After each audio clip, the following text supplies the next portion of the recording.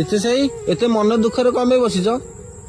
ଭାଇ ଜୀବନ ଚକ୍ରରେ ଏମିତି ଗୋଟେ ସମୟ ଆସିଛି, ସକାଳେ ବିଲକୁ ଆସ, ଦିନ ଯାକ ଖଟ, ରାତିରେ ଯାଇକି ଶୋଇପଡ।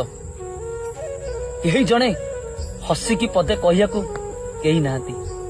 କାହିଁକି ଭାଇ ମାନେ ଜାଣିଛ, ଆମେ ହେଲୁ ଚାଷୀ ଲୋକ। କାହିଁକି ଆମ ଜୀବନଟା ହଉଛି ଏଇଆ। ଭାଇ ମାନେ ଆପଣ ଯୋଉ କ୍ଲବ ମସ୍ତିରେ ଯାଇକି ମସ୍ତି କରୁଛନ୍ତି, ସାଙ୍ଗସାଥି ମିଶିକି ପଇସା ଉଡଉଛନ୍ତି, ସେଗୁରା ଆମେ ଭାଇ ଦେଖିବୁନୁ। ଏଇ ହଉଛି ଆମ କର୍ମ ଜୀବନ।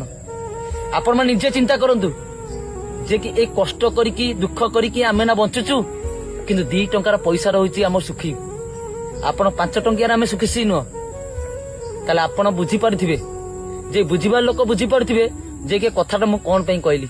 କାହିଁକି ନା ଦୁଃଖୀ ଜୀବନ ସଦାବେଳେ ଦୁଃଖୀ, ଆଉ ଖାଇବା ଜୀବନ